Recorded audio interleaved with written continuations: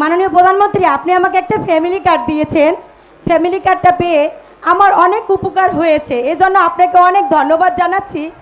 আমার এতটা উপকার হয়েছে, আমি আমার ছেলে মেয়েদের পড়াশোনার খরচ চালাতে পারতাম না, আমি ঠিকমতো প্রাইভেটের টাকা দিতে পারতাম না, সেটাও দিতে পারছি।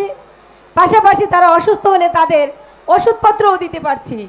আমি দুবেলা দুমুঠো ঠিকমতো খাবারও খাওয়াইতে পারিনি এই তরকারি দিয়ে, মাননীয় মন্ত্রী, সেটাও আমি পারছি।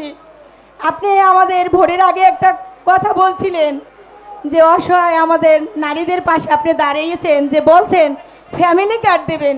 সেটা ভোট দেওয়ার পরে, ভোটে যে দিছি সেই কালি শুকানোর আগেই সেইটা আমরা ফ্যামিলি কার্ডটা পাইছি। মাননীয় প্রধানমন্ত্রী, আপনার কথা ও কাজের সাথে আমরা মিল পাইছি এবং বাস্তবায়ন করছেন আপনি আমাদেরকে ফ্যামিলি কার্ড দিয়ে।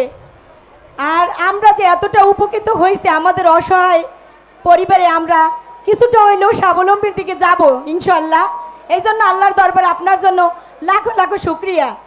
মাননীয় প্রধানমন্ত্রী, আপনি যাতে আমাদের দিকে আরও তাকাইতে পারেন, সেই জন্য আল্লাহ আপনার জন্য আরও খেয়াল রাখার জন্য দোয়া রইল।